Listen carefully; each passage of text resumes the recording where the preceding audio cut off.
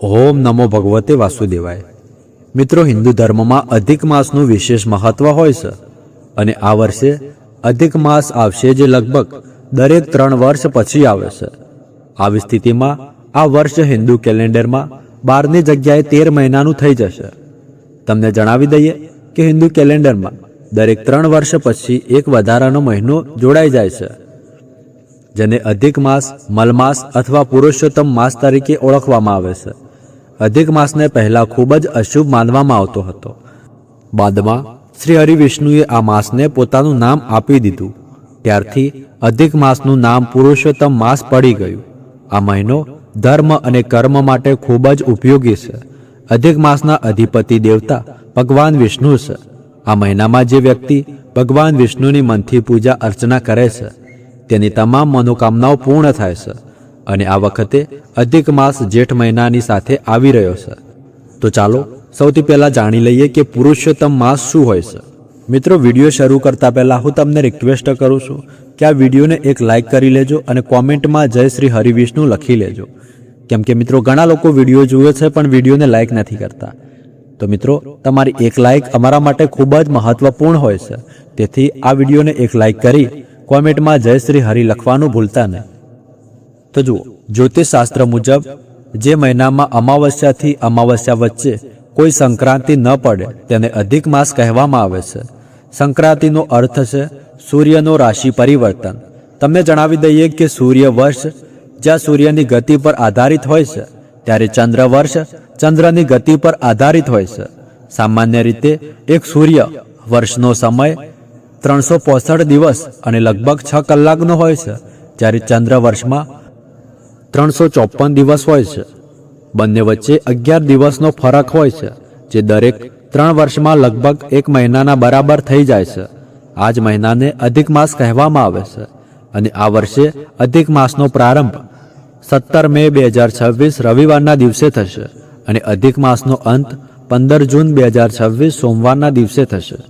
કારણ કે આ મહિનો જેઠ મહિનાની સાથે આવી રહ્યો છે, તેથી તેને જેઠ અધિક માસ કહેવાશે। વર્ષ 2026માં અધિક માસ જેઠ મહિનામાં આવશે, જેથી જેઠ મહિનો 30 દિવસની જગ્યાએ લગભગ 58 થી 59 દિવસનો બની જશે અને વર્ષ 13 મહિનાનું બનશે। તો ચાલો સૌ પ્રથમ જાણી લઈએ કે અધિક મહિનામાં એવા કયા કયા કામો છે જે તમારે ભૂલથી પણ ન કરવા જોઈએ। આ મહિનામાં કયા કયા કાર્ય વર્જિત છે, તો તમને જણાવી દઈએ કે અધિક મહિનામાં લગ્ન કરવું વર્જિત માનવામાં આવે છે। જો તમે આ સમયમાં લગ્ન કરો છો તો કોઈ શુભ ફળ મળતું નથી, પરંતુ પતિ પત્ની વચ્ચે હંમેશા મનમેળ રહેતો નથી અને ઘરમાં ક્યારેય સુખ શાંતિ રહેતી નથી। આ ઉપરાંત અધિક મહિનામાં નવો વ્યવસાય, નવી દુકાન અથવા કોઈ પણ નવું કાર્ય પણ શરૂ કરવું ન જોઈએ। અધિક મહિનામાં નવો વ્યવસાય શરૂ કરવાથી આર્થિક સમસ્યાઓ વધે છે અને વેપારમાં પૈસાની તંગી રહે છે, તેથી નવું કામ, નવી નોકરી અથવા કોઈ મોટું રોકાણ અધિક મહિનામાં કરવાથી બચવું જોઈએ।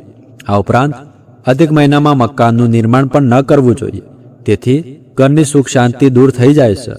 અધિક માસ પૂર્ણ થયા પછી તમે મકાનનું નિર્માણ કરાવી શકો છો।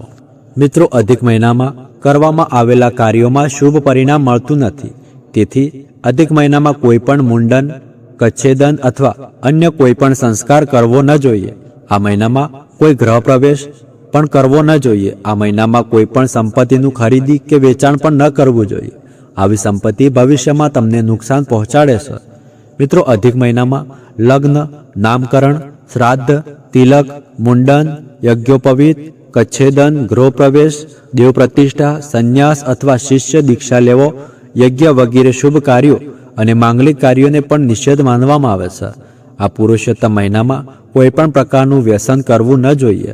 આ સમગ્ર મહિનામાં માંસ અને દારૂથી દૂર રહેવું જોઈએ। આ ઉપરાંત મધ, ચોખા, અડદ, રાઈ, મસૂર, મૂળી, ડુંગળી, લસણ, ફૂલ અને પત્તા કોબી, રીંગણ, ચણા અથવા બાસી અનાજ અને તમામ પ્રકારના નશીલા પદાર્થોનું સેવન પણ ન કરવું જોઈએ। તમને જણાવી દઈએ કે આ મહિનામાં વસ્ત્ર, આભૂષણ, ઘર, દુકાન, વાહન વગેરેની ખરીદી પણ કરવી ન જોઈએ, પરંતુ વચ્ચે જો કોઈ પણ શુભ મુહૂર્ત હોય તો જ્યોતિષની સલાહથી તમે આભૂષણની ખરીદી કરી શકો છો। આ ઉપરાંત અધિક મહિનામાં અપશબ્દ, ગૃહ કલેશ, ક્રોધ, ખોટું બોલવું અથવા સમાગમ વગેરે પણ ન કરવું જોઈએ. આ ઉપરાંત અધિક મહિનામાં કૂવો, બોરિંગ, તળાવનું ખોદકામ વગેરેનો પણ ત્યાગ કરવો જોઈએ. તમને જણાવી દઈએ કે અધિક માસ પૂજા પાઠ માટે વિશેષ મહત્વ ધરાવે છે, તેથી એક પણ દિવસ આરાધના કર્યા વગર પસાર કરવો ન જોઈએ. કહેવામાં આવે છે કે અધિક મહિનામાં પુણ્ય કર્મો અને પૂજા પાઠનું ફળ વધુ મળે છે, તેથી આ મહિનામાં પૂજાનો નિયમ છોડવો ન જોઈએ. મિત્રો, અધિક મહિનામાં મહિલાઓએ પોતાના વાળ કપાવવા ન જોઈએ. માનવામાં આવે છે કે વાળ ગંદકીનું પ્રતીક છે, તેથી પરમ પવિત્ર મહિનામાં વાળ કપાવવા ન જોઈએ. આવું કરવાથી દેવતાઓ નારાજ થાય છે. આ મહિનામાં ખોટું બોલવું, હિંસા, અત્યાચાર, ચોરી જેવા પાપ કર્મો પણ ન કરવા જોઈએ. મિત્રો, અધિક મહિનામાં કોઈ પણ તીર્થ સ્થળ, દેવી દેવતા અથવા પૂજનીય નદી માટે અપશબ્દોનો ઉપયોગ કરવો ન જોઈએ. કહેવામાં આવે છે કે આ મહિનામાં આવું કરવાથી પાપ લાગે છે અને તેનું નિવારણ કરવાનો કોઈ ઉપાય પણ નથી. આ ઉપરાંત અધિક મહિનામાં તુલસીના છોડનું અપમાન ન કરવું જોઈએ. આ દરમિયાન તુલસીનો છોડ પોતાના ઘરની બહાર પણ કાઢવો ન જોઈએ અને કોઈને આપવો પણ ન જોઈએ. કહેવામાં આવે છે કે ભગવાન વિષ્ણુનો મહિનો છે અને ભગવાન વિષ્ણુ દેવી તુલસીના આ સ્વરૂપ સાથે રહે છે, તેથી ધ્યાન રાખો કે અધિક મહિનામાં કોઈને તુલસી ન આપવી.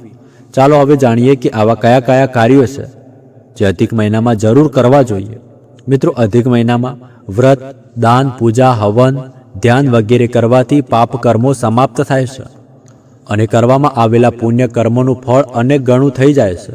દેવી ભાગવત પુરાણ મુજબ મલ માસમાં કરવામાં આવેલા બધા શુભ કર્મોનું અનંત ગણું ફળ મળે છે. પુરુષોત્તમ મહિનામાં તીર્થ સ્થળે સ્નાન કરવાનું પણ વિશેષ મહત્વ છે. આ મહિનામાં ગંગા સ્નાનથી પુણ્ય ફળની પ્રાપ્તિ થાય છે. આ ઉપરાંત આ મહિનામાં શ્રીમદ ભાગવદ્ ગીતા, શ્રી રામકથા અને વિષ્ણુ સહસ્ત્ર નામનો પાઠ કરવો ખૂબ જ ઉત્તમ માનવામાં આવે છે. તમે સમગ્ર મહિનામાં ઓમ નમો ભગવતે વાસુદેવાય આ મંત્રનો રોજ 108 વાર જપ કરો, તેથી તમને અનંત ગણું ફળ પ્રાપ્ત થશે. મિત્રો, આ મહિનામાં જપ અને તપ સિવાય વ્રતનું પણ વિશેષ મહત્વ છે. આખા મહિનામાં એક જ સમયે ભોજન કરવું જોઈએ, જે આધ્યાત્મિક અને આરોગ્યની દ્રષ્ટિએ ઉત્તમ છે. અને ભોજનમાં ઘઉં, ચોખા, જવ, મગ, તલ, કઢી, કેળા, દૂધ, દહીં, ઘી, કેરી, લીલા પાનની શાકભાજી, જીરું, સૂંઠ, સેંધા મીઠું, ઇમલી, સુપારી વગેરે ખાવાનું વિધાન છે. મિત્રો, આ મહિનામાં ભગવાનને દીપદાન અને ધ્વજાદાન કરવું પણ ખૂબ ઉત્તમ માનવામાં આવ્યું છે. આ મહિનામાં દાન દક્ષિણાનું કાર્ય પૂર્ણ ફળ આપે છે. પુરુષોત્તમ મહિનામાં સ્નાન, પૂજન, અનુષ્ઠાન અને દાન કરવાથી વિશેષ ફળ પ્રાપ્ત થાય છે, તેથી દરેક પ્રકારના કષ્ટો દૂર થાય છે. આ મહિનામાં ખાસ કરીને રોગ નિવારણ, અનુષ્ઠાન, ઋણ ચૂકવવાનું કાર્ય, સંતાનના જન્મ સંબંધિત કામ અને ગર્ભદાન જેવા સંસ્કાર કરી શકાય છે. આ મહિનામાં યાત્રા કરવી, ભાગીદારીના કામ કરવું, કેસ કરવો, બીજ વાવવું, વૃક્ષ લગાવવું, દાન આપવું અને જાહેર હિતના સેવા કાર્ય કરવાથી કોઈ પણ પ્રકારનો દોષ લાગતો નથી. તો મિત્રો, આ માહિતી તમને સારી લાગી હોય તો આ વિડીયોને એક લાઇક કરી લેજો અને કોમેન્ટમાં જય શ્રી હરિ વિષ્ણુ લખવાનું ભૂલતા નહીં. અને જો તમારો કોઈ પ્રશ્ન હોય તો તમે નીચે કોમેન્ટ બોક્સમાં પૂછી શકો છો. તો મળીએ આગળના વિડીયોમાં. ત્યાર સુધી ધન્યવાદ. રાધે રાધે.